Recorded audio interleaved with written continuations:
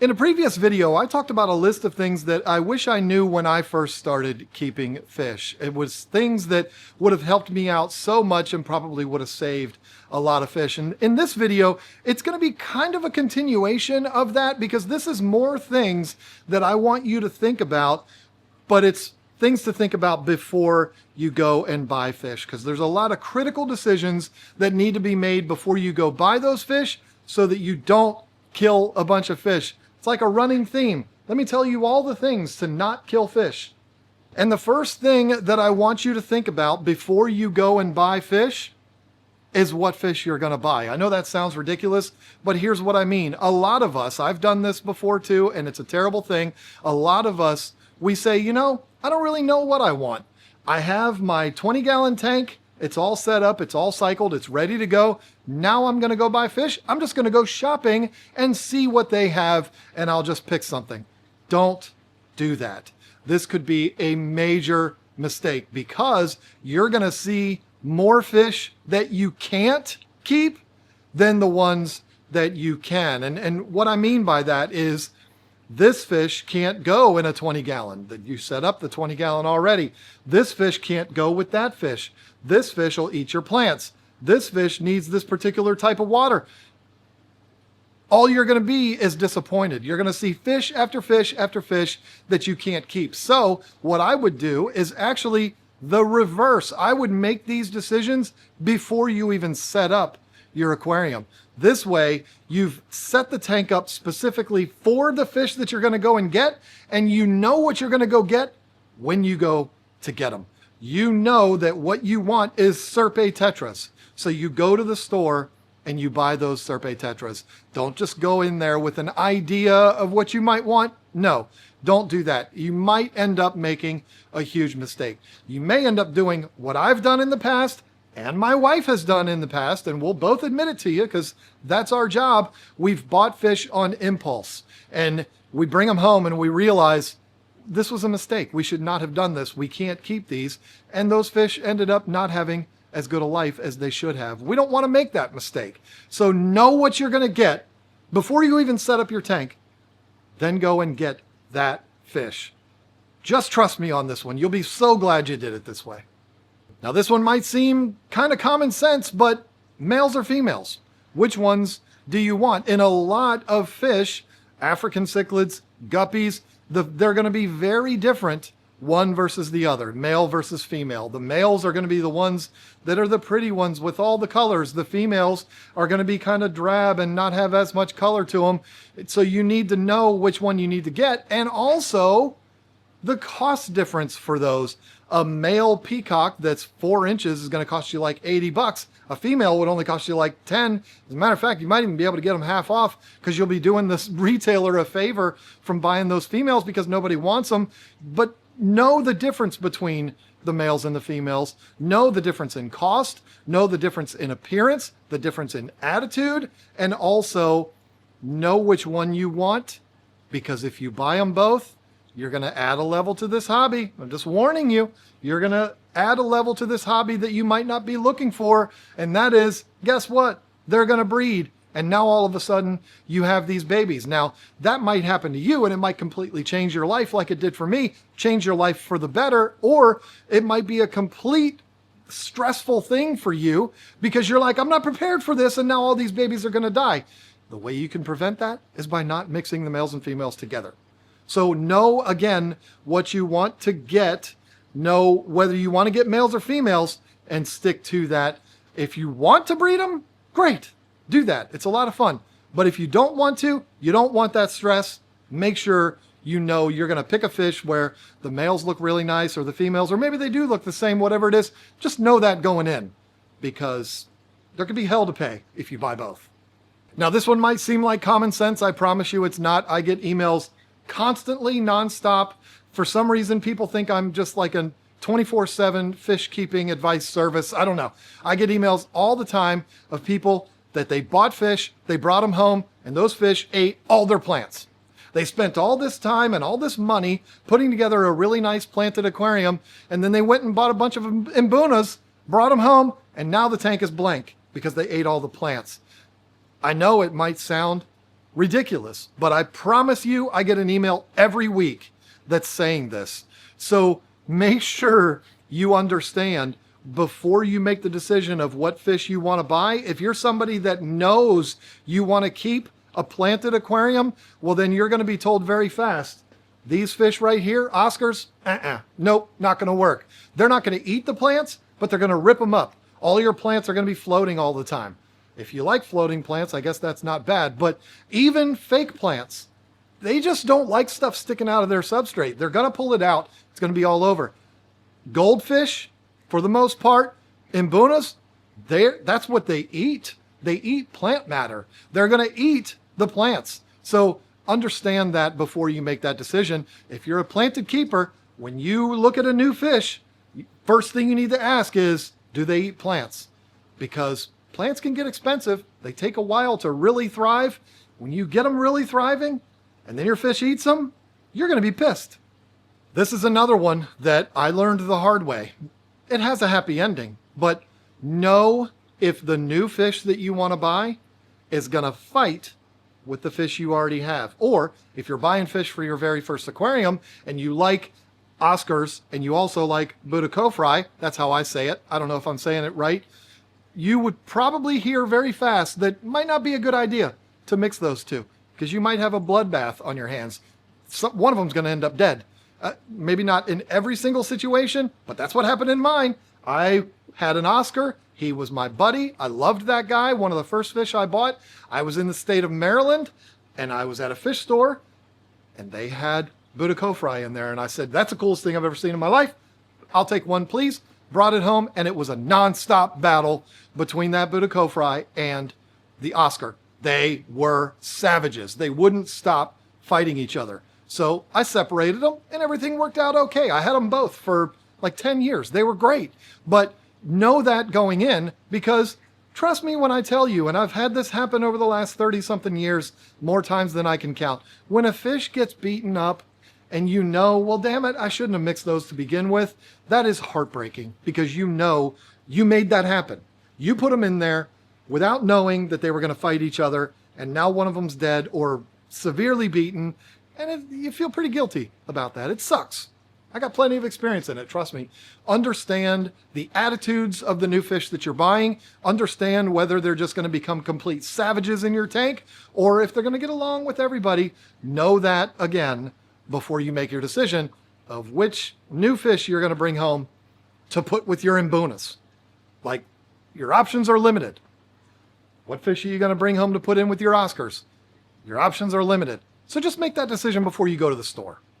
Now, this one's tricky and might be a bit controversial, but I think it's very common these days, and it's something that I would stay away from. I don't sell fish, so I don't have any vested interest in telling you this. I'm just giving you advice that's going to help you long run. Know who you're buying your fish from. There are so many people selling fish online right now, and who even knows who they are? You want some examples? I'm not going to say names because I don't know any names, but know who you're buying from if you're buying off of Amazon or eBay or any of these online websites, because what's happening in a lot of these cases is these are schmucks that are just running a scam on a lot of these websites, and they're going to take your money and they might run with it, or they might sell you fish that are complete trash. It is very prevalent, particularly with people selling on Amazon. I'm not telling you this because I hate Amazon. I'm telling you it because it's the truth. Know who you're buying your fish from. If you go to Imperial Tropicals, you know you're buying fish from Imperial Tropicals. If you go to Live Fish Direct, if you go to Dan's Fish, if you go to these websites that are their own retailer, you know who you're buying from. If you go to Amazon, you ain't got a damn clue who's going to be sending you those fish. It's some name you've never heard of, and you see they've got like 400 reviews. Yeah, read them. Those are all bots. It's a huge problem. I don't even know how the sale of fish is even allowed on Amazon. It's absurd, but people do it. And let me just add to this, because this is another one of those emails that I get literally every week, and it's just people looking out for me. You're going to go on Amazon. You're probably on there right now. You have another tab open and you're on Amazon because you're thinking, John's full of crap. They don't sell fish on Amazon. Yes, they do. And you may run into one and you might see a guy that looks really familiar and he's holding up a fish and he's smiling and he's looking at it. And you see this in the product photos for this Amazon retailer, and that guy might look really familiar to you. Yes, that guy is me. I am pictured in some of these idiots' product pages that are selling fish on Amazon. I've communicated with Amazon a dozen times about this. They will not take it down. They won't do anything about it. I don't understand why they won't do it. I have no affiliation with this company whatsoever. This company does not have permission to use my likeness in their product photos. The reason why they're doing it is because they want you to think that I'm involved with them so that you'll trust them and you'll buy fish from them. Don't do it if you think I'm involved, because I'm not. All you got to do is go to my channel, scroll down a while. It was like 4 years ago. You'll see that same picture. It's a thumbnail from one of my videos when Lisa bought fish for me from Imperial Tropicals. It was a unboxing video of that. And you'll see me, that's my thumbnail. They took that and they're using it in their promotions for it. I'm not involved. It's not me. And I hope those people, never mind, I'm not going to say it. And screw you, Amazon, for not taking it down. How many times do I have to tell you? This is why I hate that company. Did I? I took my blood pressure medication, yes. Next thing is this one again, might seem obvious. We've kind of touched on it already, but this is a big one. Know what these fish are going to do when it comes to breeding. There are some fish that you have to quite literally put forth an effort to stop them from breeding. And if you have males and females together, you're not going to stop them. It's just going to happen. You want examples? Okay, the two most common out there, guppies, convict cichlids. You have males and females together, and with the convicts, it's very difficult to tell the difference. You're going to have babies. It's just going to happen. So understand that going in. It's easy enough to not have that happen. First of all, just don't buy convicts because they're a pain in the ass anyway. But when it comes to guppies, just go into your retailer and say, hey, I only want males or I only want females. Let's be real, the males are more attractive than the females. I'm sorry, it's the reverse with human beings, but that's how it is. The males are the more attractive ones. They're a little smaller. They have big fluffier fins. They're just more attractive. You can say, hey, just give me males because I don't want a bunch of babies. The males and females are together, you're going to be a guppy breeder. That's just what's going to happen. So know that going in, but it's not just those. Another great example is African cichlids. African cichlids are prolific breeders. They will find a mate. They will breed. Angelfish, you probably can't see them in that tank. They're another one. They'll pair off. You got 12 angels in a tank and you're like, oh, this is so cute. Everybody's getting along and it's great. But why are those two over in the corner all by themselves? What do they do? Why are they so antisocial? Because they're getting it on. They're going to do their thing. And you're going to have angel babies. And it's adorable and it's cute. And if there's a bunch of other fish in the tank, the babies probably won't survive and there'll be mayhem when the babies are in there. So it is a big problem. To avoid that altogether, stay away from fish that are prolific breeders, like guppies, like angels. Even though those are two of the coolest fish in the world to keep, stay away from the ones if you don't want that to happen. But again, let me just reiterate, breeding fish is taking this to another level, and it's a lot of fun, and it's just another dimension to this hobby that can really elevate it for you. Watching those little babies get raised up and all, it's really cool. So don't be scared of breeding. But if you have no interest in it whatsoever, just make sure you stay away from the ones that are just automatic breeders. And if you are going to keep those, make sure you ask them for either males or females. Your life will be so much easier.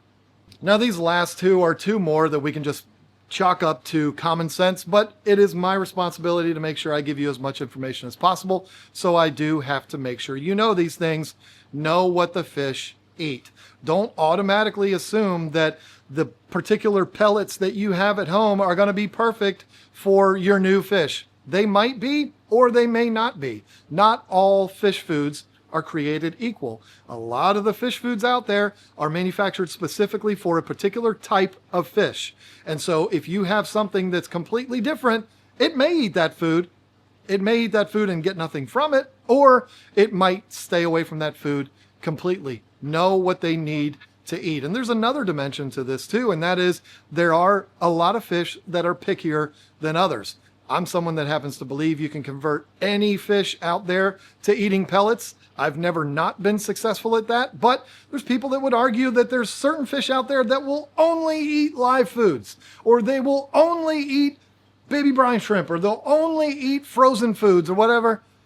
I typically don't listen to those people, but if that's what you're hearing about a particular fish, be prepared for that. Know that if you're going to keep this fish, you're going to, because that guy told you, you're going to feed them nothing but frozen foods.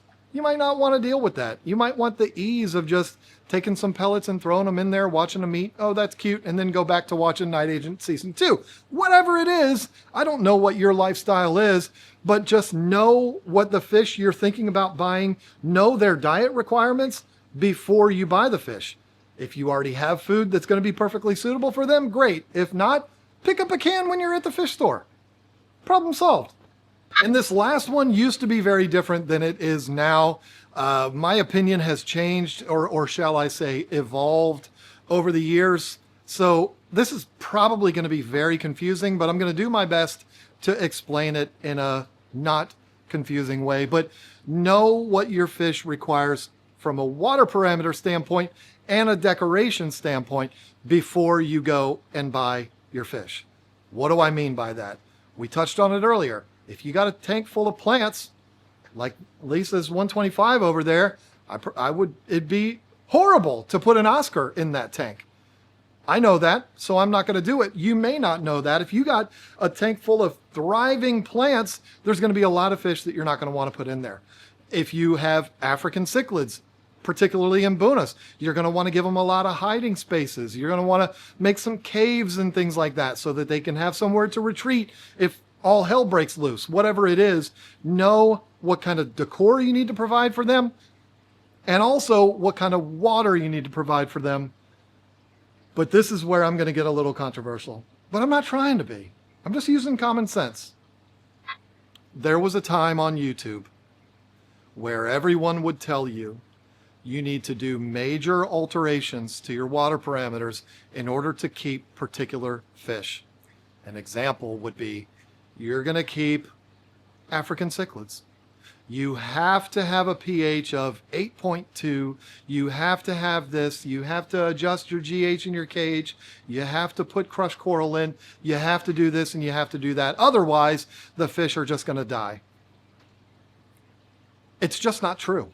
It's not true anymore, particularly when it comes to African cichlids. I mean, but a lot of fish are this way, and I'm going to tell you why it's not true. If you have, let's just talk about African cichlids, okay? If you have an African cichlid farm that has imbunas, peacocks, haps, maybe some Tanganyikans, frontosas, of course, shell dwellers, fish that originate from different parts of the continent of Africa, different lakes that have different water parameters, but this farm has all these different types of fish in it. One thing I can promise you, because I've been there and I know, they are not altering their water to suit particular fish in different parts of the farm. No, they're using all the same water for all of them. What is the water that comes out of the well? That's what they're using. They're not making all these major alterations to the water. And most fish farms are the same way. If a fish will not breed in their particular water, they just don't breed that fish. They breed all of the other ones. And so many of these are going to be from pHs that are like 7.6, and the temperature is whatever the temperature is outside. A lot of the farms are going to be down in southern Florida, or if you're talking overseas, we're talking about Taiwan, Indonesia, where it's really hot all the time. And so the temperatures are going to be whatever they are there. It could be 84, it could be 82, whatever. The point I'm trying to make is the majority of the fish that we buy all come from the same water. And so that's what they were born in. That's what they were raised in. And that's what multiple generations of these fish have adapted to. And so if you go and alter the water to match what they had from their place of origin, which they've never seen, you might be making a mistake. you might see that this fish requires the super soft, super low pH. And if you do that, you actually might be doing more harm than good, because they were raised in a farm in southern Florida that has a pH of 7.6 and it's really hard water. You're actually doing that fish a disservice. So just understand, I know how confusing this is. For most fish that we keep in this hobby, consistency is the critical thing. No massive up and down pH swings, no massive temperature up and down swings. Keeping the water consistent, keeping it the same as long as possible, that is going to be the thing that is the best for the fish. They've already adapted to water that is very similar to yours, and they're going to do best as long as their water stays consistent. So there are certain fish that will not breed unless circumstances are perfect, and they have to be a very particular way. We're not talking about that. We're talking about your average fish keeper that's just keeping fish in an aquarium and wants to keep them alive. In most of those situations, you're not going to have to make major alterations to your water parameters. Just please remember, I said most, I never said every single one. And if I did say every single one, I didn't mean to. So there you go. I hope I haven't confused you too terribly much. That last one there was a doozy, and I'll have to see it in the editing software and determine whether or not I'm even going to keep it in the video. But I hope this helped you out with your journey of going and buying fish. Maybe you're buying fish for your 12th tank. Hopefully even this helped you out with that, giving you some things to refresh your memory on that you need to think about before you go and buy those fish. Or if this is your first fish that you're going to be buying, I hope this has helped you out. Either one. I don't care what your situation is. If you watch this video, I hope you got something out of it. Thank you so much. See you next time.